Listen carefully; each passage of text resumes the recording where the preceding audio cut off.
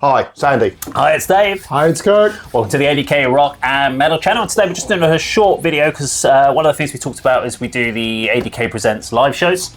And I said when we started doing this, we would make it really transparently clear of what money gets put into putting the promotion on, booking venues, etc. What do we outlay, and then what do we take back in? Because I think it's important for fans of music, bands, promoters to understand, because we had that whole controversy of who needs to do what.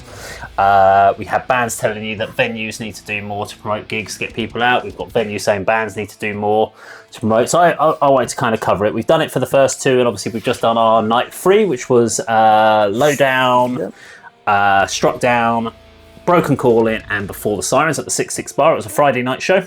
Friday the 27th of September. It was indeed. We've got a live review of it, so check it out on the channel.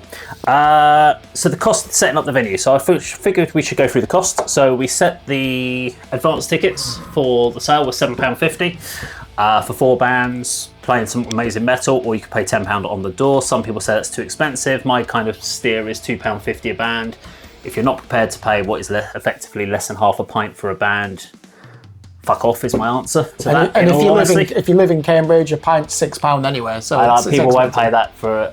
And that's the problem. Is I've mentioned this multiple times to people. Is 20 years ago I'd go to the Bull and Gate in Kentish Towns and I'd pay a £5 to watch 4 bands. People want to pay a £5 now, 20 years later, to watch 4 bands. £10. Every economy has gone up. You need to understand pint is more than £5. Exactly. So anyway, we have to pay. So we pay £150 for the sound engineer for the night, and on this particular one, we pay £50 for someone to manage the door. Going forward, we won't be paying that. We'll be doing that ourselves to try and bring that cost down. We pay, so that's £200 outlay. We did Facebook ads, which we had £60 of Facebook ads, so that takes me to £260, and we did about 15 quid's worth of water and beer just for the bands backstage. Hospitality. So that would become the hospitality. So that was $275. So that's how much we outlaid for the show. We did 14 tickets in advance at £7.50, and we did 7 people on the door paid, which took us to £175 in door takings, which means our total loss for the day is £100 down. That's not that bad, actually, is it? We don't want to make a loss. But nobody goes. Now, here's the question: is as a promoter, we book the shows because we get no money from the bar or anything else. We literally only get it from the tickets. So we were £100 down on what we outlaid, and that's even before people go, "Oh, but you paid the bands." So if we paid bands at £50 minimum each, that would have been another £200, so it would have been £300 down. If we do that, simply put, we would not be able to do a promotion. No, there's no business logic in constantly doing this.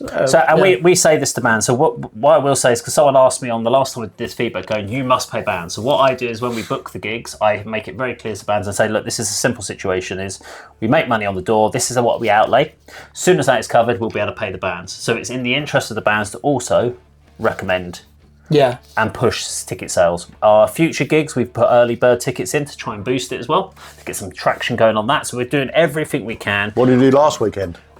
So last weekend, me and Andy were in the local area of the show in the pissing down fucking rain. In Cambridge. We were out with flyers, posting them through doors, everything we can. We've done flyers with 4 shows on it, so even if they can't meet one of the shows, they could know about one of the others that they could get to. We've got church noseboards, bus stops. We literally were out there and we were doing our bit. So from a promoter point of view, we're doing it. Going forward, I won't be running Facebook ads. Yeah, you said you're really disappointed with the analytics on that. It just doesn't make any sense because we're not seeing that convert.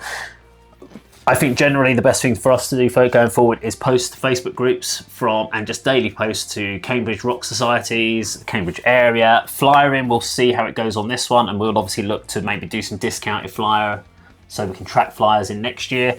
But just want to be really clear on it to share. So obviously we want to pay bands, but it's the interest. If bands have no draw, we can't pay them. If you can fill a venue, this is simply put, if you have 150 people come to watch your band, you're going to get paid. And this is why the problem we then have is the very next night, so last night at the gig, there was a BYOB, a tribute band for System of a Down, and the venue was packed. Yeah. because it's a tribute band. And I understand why musicians go off and start doing tribute bands, because they want to play in front of an audience, and this is the best way of doing it. And you want to make a living. There are so many tribute bands. I've never seen a scene where we are absolutely saturated. We now even have festivals where the festival lineup is just tribute bands. We have one in Stevenage, don't we, called the Sausage Fest. Sausage Fest. Hang on, have you been going to a sausage That's fest? something completely different. Todd in the Hole, it's called. Yeah, no, I think the promotion is called like Sausage Gobbler. You've been putting your toad in someone's hole, mate. No comment. So can I where he disappeared to the other night? Can I just make a point though? When a band plays one of the ADK shows, the amount of work you put in, they get a filming, a recording of it, you edit it. You know, it's like we're inviting you to a gig. Okay, even if we can't pay, we're giving you this product, we'll give which you some can stuff put on to use YouTube. For socials. Exactly. Yeah. Which, if you'd done it yourself, you'd pay a lot more than that. Yeah. So we try and do whatever we can to try and facilitate. Going back to the tribute night, I think you said, Dave, you feel that many people who went to the Sisters of the Down tribute night the following night may well have come through the doors for our show on the Friday. Yeah, they would have loved the music we had done on the Friday, but the simple fact was, is if you've only got enough money to buy one ticket that week and know that you're going out for drinking, what are you going to do? Yeah. So this is very reliant then on bands to have a following, and that means building up social. And then obviously if they're just doing it through the gigging scene, where they're just going around playing gigs all the time, you're not going to generate. You'll generate a few new fans. Word of mouth. Yeah. But you've still got to. But then I thought about this long and hard the other night, where I was like, well, bands need to do more to build their online following up. And then I realised the amount of groups that I'm in, and the PR campaigns, and the thing we have with we get messages from PR companies. I am completely inundated with so many bands. Yeah, you just go. Check my video out, check this out. So everyone is trying to do it, but we're in that saturation point where I just physically can't check out everything. So I go through it and I start filtering, going, no, and I'll play 10 seconds of a clip going, yeah, you sound generic. 10 seconds is a bit harsh, that. Oh, interesting vocal. No, you're not an amazing vocalist. So if you're not amazing, you're not going to get my attention. And so I instantly just switch off from that band, and that is the problem now. There is just too many bands. So did you say that promoters, they're really interested in the analytics? How many monthly Spotify listeners do you have? Is that now become the main metric? They want to know if people are interested in your band. So they want to know that if you've got, oh my God, you had 10,000 views, listens on your Spotify, that means you're actually got traction and you've got followers, then we'll book you for a gig. But the problem is that's worldwide. So how the fuck does that convert? How does that convert to ticket sales? What does that show you about the power of Spotify now as a monopoly? Yeah. It's not just that, it's the way that people consume music, and it's just identified with one company. One streaming platform. And to give you an idea, we're booking, so the next show that we've got Buried on Sunday headlining, great band. We've got For the Hornets, again, great band supported. Yeah. We've got two bands that are coming from outside of the area, which is For Eye the Badger and Wolf Smoke. Now, both of these bands have not massive amount of content on YouTube. They haven't got a lot of it there. And if I got it as a promoter and gone, well, you've got nothing really to promote. You haven't got a single out or anything. All I've got is a live clip from a rehearsal studio for Eye the Badger. I could have easily gone, you haven't got enough there for me to work with. But I was actually like, nah, do you know what? Yeah, let's get you in. Let's see what you can do. Yeah. And I put two bands on there, which don't necessarily, if I'd followed the rule of what a normal promoter would do, I wouldn't have booked. Yeah.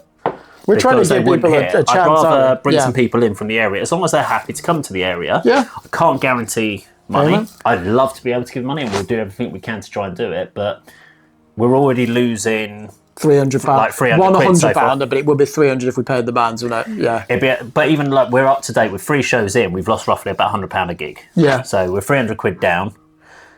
If you do that across a year, that's £1,200 down a year, and then you want me to pay bands on top of that.